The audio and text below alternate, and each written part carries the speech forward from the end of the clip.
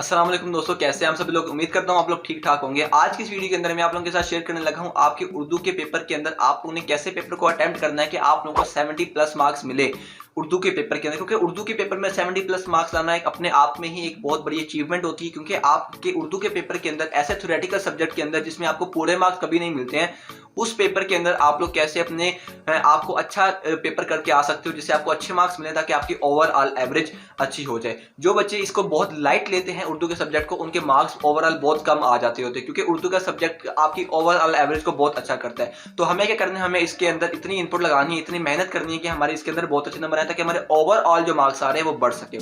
सो उसके लिए आपको क्या करना पड़ेगा, पहले आपसे एक सवाल पूछता हूँ कि आप लोगों को अच्छी चीज कौन सी लगेगी, वो चीज जो कि ज्यादा खूबसूरत होगी आपके सामने, वो चीज जो कि आपके लिए आसानियां पैदा करेगी। तो उर्दू के पेपर में भी सिर्फ ये दो चीजें ही रिक्वायर्ड होती हैं।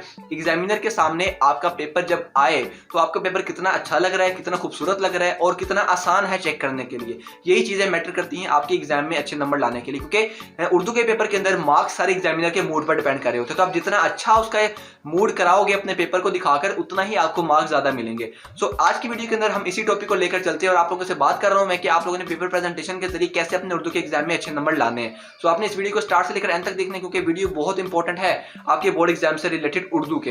एक भी पार्ट स्किप करेंगे तो आपका बहुत कुछ मिस हो सकता है और आप लोग अपना नुकसान तो करना नहीं चाहेंगे। तो इसके लिए आप बेशक वीडियो को स्पीड तेज कर सकते हैं ताकि आपके ज्यादा चीजें आप लोगों को देखने को मिल सके। सो बढ़ते हैं आज की इस वीडियो के अंदर। सबसे पहले हम लोग बात करने वाले हैं उर्दू के पेपर के अंदर हेडिंग्स के बारे में। ठीक है, उर्दू का पेपर के अंदर आपने जो मटेरियल लिखा है अगर हम उसको एक साइड पर रख दें और जो हेडिंग्स हैं उनको एक साइड पर रख दें, तो हेडिंग्स की वेटेज ज्यादा होती है आपके एग्जाम्स के पॉइंट मार्क्स के पॉइंट ऑफ व्यू से। इसका मतलब है कि अगर आप इन दोनों चीजों को इकट्ठा कंबाइन कर सकते हैं तो कितना ज्यादा मार्क्स आ सकते हैं हमारे। तो उर्दू के पेपर के अंदर आप लोगों ने क्या करना है, जो भी कंटेंट लिखना है उसकी हेडिंग लाजमी से देनी है। अगर आप कोई सवाल जो आप लिख रहे हैं उसकी आप लोगों ने हेडिंग बनाकर देनी है। पूरा सवाल लिखने की जरूरत नहीं है, सिर्फ हेडिंग आप लोग दे दीजिएगा। इसके साथ आप लोगों के जितने भी तशरीह के अंदर अगर आप तशरीह कर रहे हैं या आपका कोई भी क्वेश्चन है उसकी आपने हेडिंग और उसके अंदर मजीद हेडिंग्स लाजमी से बनानी है। अगर आप लोग खुलासा कर रहे हैं फॉर एग्जांपल, तो खुलासे के अंदर आपने हवाले मतन की हेडिंग देनी है, फिर उसके बाद खुलासा स्टार्ट करना है। फिर इसके बाद आप लोगों ने, अगर हम लोग तशरीह की बात करें तो तशरीह के अंदर मफहूम की हेडिंग होती है, उसके बाद आपके मुश्किल अल्फाज के मायने अगर आप लोग देते हैं तो उसकी हेडिंग होती है या आपकी तशरीह की हेडिंग होती है। सो हेडिंग एक ऐसा एलिमेंट आपके पेपर प्रेजेंटेशन के अंदर इनपुट करता है कि जिससे आपकी पेपर प्रेजेंटेशन की जो लुक होती है वो बहुत खूबसूरत हो जाती है, क्योंकि आपने सारा कुछ पेन से लिखा होता है, हेडिंग आप मार्कर से देते हैं तो वो एक कंट्रास्ट बहुत खूबसूरत पैदा हो जाता है। ठीक है, अब यहाँ पर एक दूसरी बात का भी जवाब देता चलूं कि हम लोगों ने मार्कर कौन से यूज करने, इतनी मरतबा सवाल पूछा गया है कि मैं बताकर थक गया हूँ। आपने उर्दू के पेपर के अंदर ब्लू मार्कर के अलावा कोई मार्कर यूज नहीं करना। आप ब्लू 604 या 605 मार्कर यूज कर सकते हैं, लेकिन ब्लैक को बिल्कुल यूज ना कीजिएगा। हाँ, अगर आप लोग ने ब्लैक करना चाहते हैं तो फिर पूरा पेपर ब्लैक नहीं है। जो ब्लू और ब्लैक का कॉम्बिनेशन है ये बहुत ज्यादा बुरा लगता है। ठीक है, तो आप लोगों ने कोई एक मार्कर, एक कलर के मार्कर को चूज करना है। ठीक है, इसके बाद आप लोगों को यहाँ पर एक सवाल आता है कि आप लोगों के उर्दू के पेपर में लेंथ कितनी होनी चाहिए आंसर्स की, क्योंकि पेपर प्रेजेंटेशन के अंदर लेंथ का भी एक इंपॉर्टेंट रोल होता है। अगर ऐसा नहीं होना चाहिए कि आपके उर्दू के पेपर में आपने नोट्स से सवाल याद किए हैं तो नोट्स में तो एक या दो लाइनों के सवाल होते हैं, अगर आप उर्दू के अंदर भी एक से दो लाइनों के सवाल लिखकर आ जाते हैं तो आप अपने आप से कभी उम्मीद ना रखिएगा कि आपको पूरे नंबर मिलेंगे। ठीक है, उर्दू के पेपर के अंदर कम से कम आपकी मिनिमम 2 लाइन्स होनी चाहिए और मैक्सिमम 5 से 6 लाइन्स होनी चाहिए हर सवाल की। अगर आपको आंसर नहीं मिल रहे तो आप क्या करें, आपको क्योंकि टॉपिक आपने पढ़ा हुआ है, आपने खुलासा आपको आता है, तो आप लोग अपनी वर्डिंग में क्रिएटिव राइटिंग के अंदर थोड़ा सा लेंथ को बढ़ा सकते हैं। अब बनाने का तरीका क्या है, एक मरतबा आंसर लिखें, दूसरी मरतबा उसी लाइन को थोड़ा सा टेढ़ा मेढ़ा कर वर्ड्स आगे पीछे कर पैराफ्रेज कर आप उसको लिखें। तो बस दिमाग में रखें कि आपने 2 लाइनों से कम कोई भी आंसर नहीं लिखना है। ठीक है, अगर आप लिखते हैं तो अपने आप से पूरे नंबर लाने की उम्मीद बिल्कुल भी छोड़ दें। आप लोगों को नंबर तभी मिलेंगे जब आपके 2 से ज्यादा लाइन्स का आंसर होगा। सो आई थिंक आपका ये आंसर क्लियर हो गया। इसके बाद हम बात करते हैं इजाफी इशार के बारे में। अब इजाफी इशार लिखने का तरीका क्या है जो कि आपके पेपर के अंदर बहुत ज्यादा इंपॉर्टेंट रोल प्ले करता है। पहले मैं आपको सारी ओवरऑल चीजें बता रहा हूं, फिर हम क्वेश्चन वाइज इसकी तरफ मूव करेंगे। तो इजाफी इशार एक ऐसी चीज है जो कि आपके पेपर के, एक तो पेपर को स्ट्रॉन्ग बनाती है, ठीक है, आपके पेपर को अफेक्टिव बनाती है। दूसरा ये कि आपके पेपर प्रेजेंटेशन के अंदर बहुत अहम किरदार अदा करती है। अगर आप लोगों ने इजाफी इशार याद किए हैं और आप उसको लिखना चाहते हैं तो आपने क्या करना है, फर्स्ट ऑफ ऑल उसको मार्कर के साथ लिखना है। दूसरा ये कि आपने पेज के सेंटर में करके लिखना है। तीसरा ये कि उसको उसके अंदर कटिंग शटिंग से बाज आना है। ठीक है, चौथा ये कि आपने उसके बाद वो शेर का जो निशान होता है ना, आपने वो भी दांत लगाना है। ये बस इतनी सी बातें आप लोग ज़हन में रख लें, आपके पेपर प्रेजेंटेशन बहुत खूबसूरत हो जाएगी। अब हम बात करते हैं यहाँ पर, ये हमारी ओवरऑल बातें होगी। अब हम बात करते हैं कि आपके क्वेश्चन वाइज कैसी पेपर प्रेजेंटेशन होनी चाहिए, क्या हेडिंग्स होनी चाहिए, फलां फलां फलां।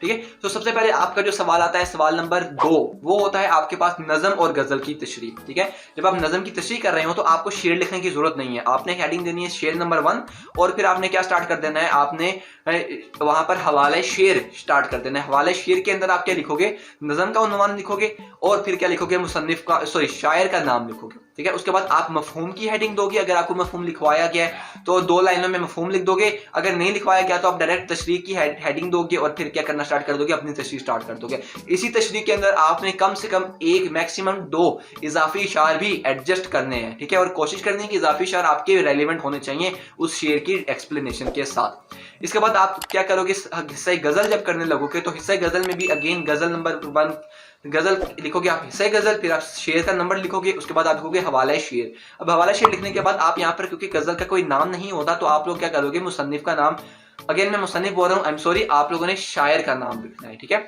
शायर का नाम लिखने के बाद आपने मफहूम की हेडिंग दी, मफहूम लिखा 1 से 1.5 से 2 लाइनों के अंदर, फिर आपने तशरीह की हेडिंग दी और आपने तशरीह स्टार्ट कर दी। इसके अंदर भी आपने क्या किया, इजाफी इशार 1 से 2 आपने यहाँ पर लगा दिए।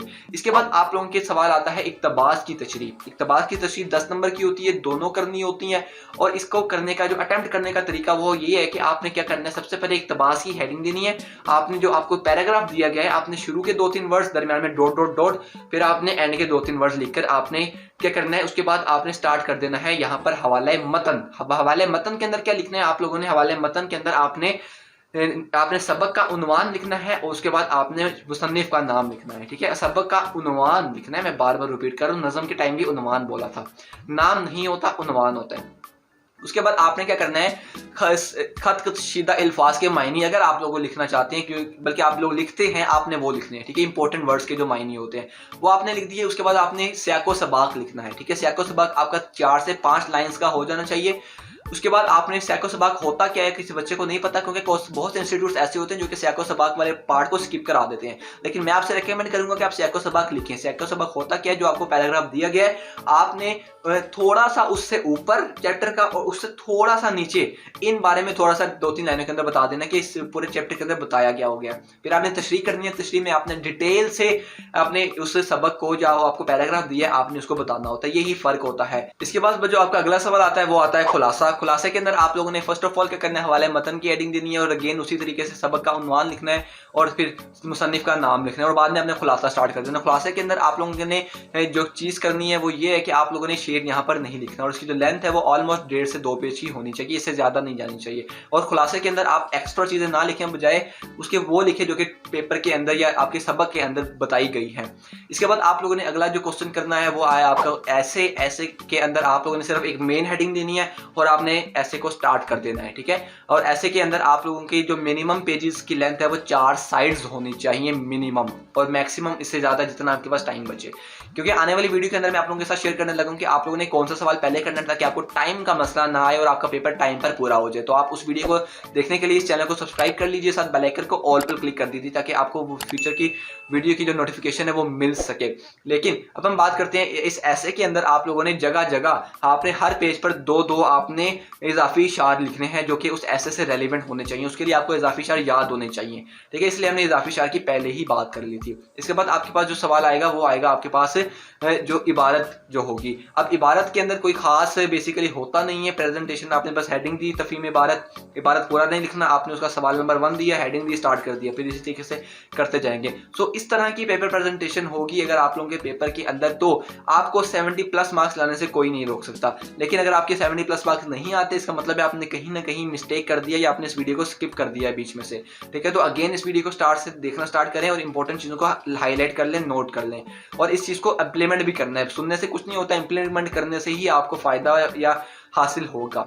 अगली वीडियोस के लिए आप लोगों ने इस चैनल को अभी तक सब्सक्राइब कर दिया होगा, साथ इस वीडियो को लाइक कीजिए ताकि अगर आपको पसंद आई है और वैल्यू प्रोवाइड की है इस वीडियो ने आपके पेपर प्रेजेंटेशन के अंदर, आने वाली वीडियो के अंदर मैं आपको होप्स हो कि आपको एक लाइव पेपर प्रेजेंटेशन का एग्जांपल भी दूंगा वीडियो के अंदर, कि आप लोगों को आइडिया हो सके कि आप अपने लिखना कैसे है पेपर के अंदर। तो इस वीडियो को का इंतजार आप लोग लास्ट में से कीजिएगा। अपना कोई भी क्वेश्चन है इस वीडियो के कमेंट सेक्शन के अंदर आप बता सकते हैं, और इसके साथ आप मुझे इंस्टाग्राम पर भी फॉलो करके डीएम कर सकते हैं, आपको आंसर्स का जवाब दिया जाएगा। अपना बहुत सा ख्याल रखें, तैयारी करते रहें, मिलते हैं अगली वीडियो के अंदर, तब तक के लिए सी या टेक केयर, मिलते हैं और अल्लाह हाफिज़।